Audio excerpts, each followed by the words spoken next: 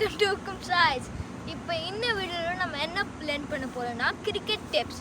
அதுவும் என்ன டிப்ஸ்னு நீங்கள் கேட்டிங்கன்னா how to face a fast bowler with front foot defence.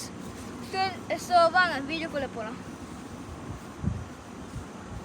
So இப்போ வந்து ஃபஸ்ட்டு நான் உங்களுக்கு ட்ரையல் பால் போட்டு காமிக்கிறேன். ஸோ சாரி இந்த பால் இப்போ நீங்கள் பார்த்தீங்கன்னா ஒன்றையும் நோட்டீஸ் பண்ணியிருப்பீங்க. அது என்னன்னா, நான் யூஸ்வலாக நான் என்ன பண்ணுவேன்னா, நான் இப்படி வச்சு பண்ணுவேன். அதுக்கப்புறம் நான் நோட்டீஸ் பண்ணேன் என்னன்னா, நான் நிறைய டைம் நான் அவுட் ஆகுறேன் அது பண்ணி. ஏன்னா நம்ம அந்த பேக்கப் ஃபுட் பண்ண மாட்டேங்கிறோம். பேக்கப் ஃபுட்னா நீங்கள் நிறைய பேர் கேட்பீங்க. அது என்னென்னா, யாராவது ஃபாஸ்ட் பவுலர் போடுறாங்க, மீடியம் ஃபாஸ்ட் பவுலர் போடுறாங்கன்னா நீங்கள் என்ன பண்ணணும்னா, இப்படி வச்சுக்கிட்டு கரெக்டாக பால் வரும்போது இப்படி வச்சுக்கிட்டு என்ன ஷாட் பண்ணாலும் ஃபஸ்ட்டு இப்படி மூவ் பண்ணிக்கிட்டு நெக்ஸ்ட்டு தான் திரும்ப மூவ் பண்ணிட்டு அடிக்கணும். ஏன்னா நிறைய 99% of chance you getting out with fast bowler, medium fast bowler by doing this. அதனால நீங்கள் மோஸ்ட்லி இப்படி பண்ணால் அது இன்னும் கொஞ்சம் ஹெல்ப்ஃபுல்லாக இருக்கும்னு நான் நினைக்கிறேன். இப்படி பண்ணிவிட்டு இப்படி.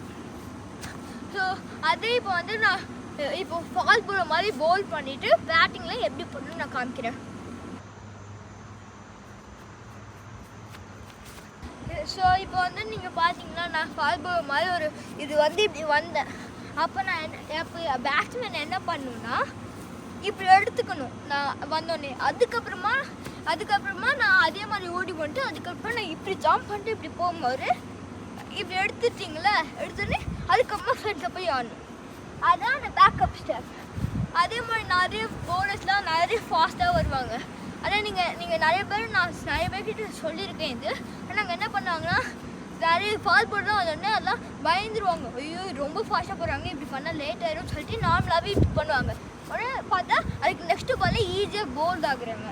அதுக்காக நீ எப்படி ஃபாஸ்ட் போனாலும் நீ இப்படி எடுத்துகிட்டு இப்படி பண்ணுங்க. அது அவுட் ஆனாலும் பரவாயில்ல, அந்த ஸ்டெப்பு வர ஓகே.